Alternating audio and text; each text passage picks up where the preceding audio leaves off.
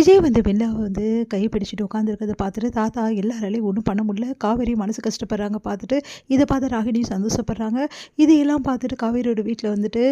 பாட்டியும் அதுக்கப்புறம் குமரனும் என்ன பண்ணுறதுன்னு தெரியாம தவிக்கிறாங்க. தாத்தா கிட்ட வருத்தத்தை தெரிவிச்சுட்டு போகிறாங்க. தாத்தா வந்து செமையாக டென்ஷன் ஆகிறாரு. விஜயை பார்த்து கேட்குறாரு, என்ன நினச்சிட்டு இருக்க உன் மனசில், நீ இப்படியே படிந்தா நல்லாவா இருக்குது அப்படின்னு. என்ன தாத்தா நான் என்ன தப்பு பண்ணேன் அப்படின்னு சொல்லிட்டு விஜய் கேட்குறாரு.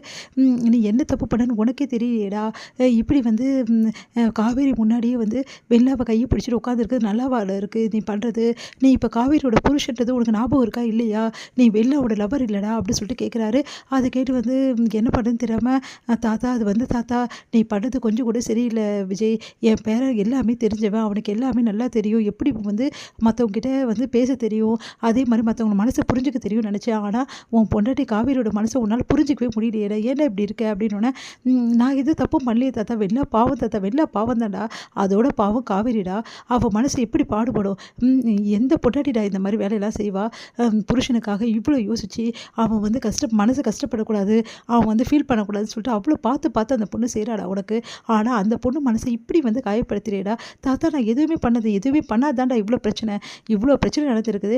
நீ வந்து காவேரி கிட்ட போய் பேசினியா, இப்போ வரைக்கும் ஒரு தடவை பேசினியா காவேரி கிட்ட, அவள் என்ன நினைக்கிறா, என்ன பேச விரும்புகிறா, எதையாவது ஒன்று கேட்டியாடா, எதுவுமே கேட்காம நீ பாட்டு வெளில அவள் கை பிடிச்சிட்டு நடுவீட்டில் உட்காந்துருக்க, இதில் நல்லா வாடா இருக்கு நீ பண்ணுறதெல்லாம் அப்படின்னோடனே,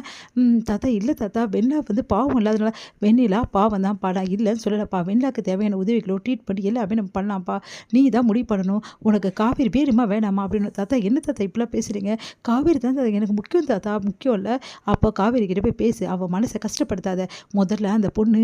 நிலத்தடு மாதிரி நிற்கிறாடா, இந்த பொண்டாட்டிக்கும் இப்படி ஒரு நிலைமை வரவே கூடாதுடா, தன்னோட புருஷன் வேற ஒரு பொண்ணு கையில் பிடிச்சிட்டு உட்காந்துருக்கத பார்க்குற குடும்பம் இருக்கு பாரு, அது பயங்கரமான குடும்படா, அந்த பொண்ணுக்கு அந்த வழியை கொடுத்துட்டு அமைதியாக இருக்க நீ பாட்டுன்னு அப்படின்னு. சாரி தாத்தா, என்கிட்ட சாரியை சொல்லாத, முதல்ல காவேரி கிட்ட போய் பேசு நீங்கள் தாத்தான்னு சொல்லிட்டு காவேரி போய் பார்க்க போகிறாரு. காவேரி நல்லா தூங்கிட்டு இருக்காங்க, பார்த்துட்டு அப்படியே வந்து பிரமிச்சு போகிறாரு. சாரி காவேரி, உன்னை நான் ரொம்ப காயப்படுத்திட்டேன்ல,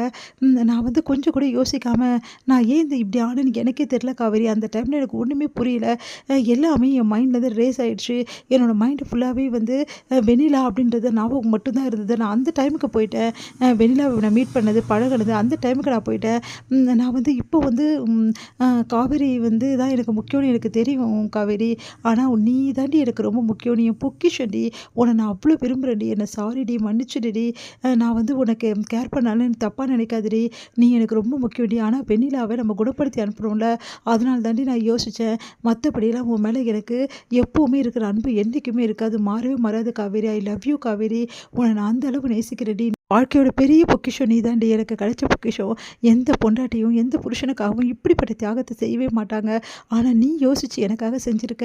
எனக்கு இது போதும் காவேரி, ஆனால் ஒரு விஷயம் காவேரி, வெண்ணிலாவை குணப்படுத்துறது தான் இப்போ என்னோட முக்கியமான நோக்கமாக இருக்குது, அதனால தான் காவேரி உன்னை நான் சரியாக கவனிச்சிக்க முடியல, என்னை தப்பாக நினச்சிக்காதடி, வெண்ணிலாவை ஹாஸ்பிட்டலில் கூட்டிகிட்டு போகிறேன், அவளை நல்லபடி குணப்படுத்திட்டு அதுக்கப்புறம் நம்ம வாழ்க்கையை நம்ம வாழ ஆரம்பிக்கலாம், எந்த பிரச்சனையும் கிடையாது, அந்த கில்ட்னஸ் எனக்கு இருக்கே இருக்கும், என்னால் தான் அந்த பொண்ணுக்கு இப்படி ஆயிடுச்சுன்னு சொல்லிட்டு அந்த கில்ட்டினால தான் நான் இப்படி பண்ணிட்டுருக்கேன் காவேரி, மற்றபடி வந்து எதுவுமே கிடையாது, நீ எதுவும் தப்பாக நினச்சிக்காத காவேரி ப்ளீஸ் டி அப்படின்னு சொல்லிட்டு லெட்டர் எழுதி வச்சுட்டு என்ன பண்ணுறாரு, அங்கேருந்து வந்து போகிறாரு, வெளில ஹாஸ்பிட்டலில் கூட்டின்னு போகிறதால இங்கே என்ன பண்ணுறாங்க, கரெக்டாக ராகினி வந்து உள்ளே வராங்க, மெயினாக கதவை திறக்கிறாங்க, என்ன நடக்குது இங்கே அப்படி பார்த்தா ஒரு லெட்ரு, இந்த லெட்டரா, இவ்வளோ நடந்தது கூட காதல் கேட்குதா, நான் விடவே மாட்டேன், இவங்க ரெண்டு பேரும் ஒன்றா சேர்ந்துடலாம் நினைக்கிறாங்களா, விஜய் வந்து இப்போவும் வந்து வெளில வந்தவனு கூட காவேரி தான் விரும்புகிறாரா, விஜயும் காவேரி விரும்புகிற விஷயத்த காவேரிக்கு தெரியவே கூடாது, விஜயும் வெண்ணிலாவும் மட்டும்தான் சேரணும், காவேரி விஜய் சேரக்கூடாது, அதுக்கு என்னென்ன ஏற்பாடு பண்ணுறோம் அதை நான் பண்ணுவேன், இப்போ இந்த லெட்டர் இருந்தால் நீ படிச்சுட்டு விஜய் மேலே எந்த தப்பும் இல்லைன்னு நினைப்பேன், இந்த லெட்டரை கிழிச்சிட்டா உனக்கு விஜய் மேலே இருக்க வந்து கோவம் அப்படியே இருக்கும் அப்படின்னு சொல்லிட்டு லெட்டரை வந்து கிழிச்சு போட்டுறாங்க.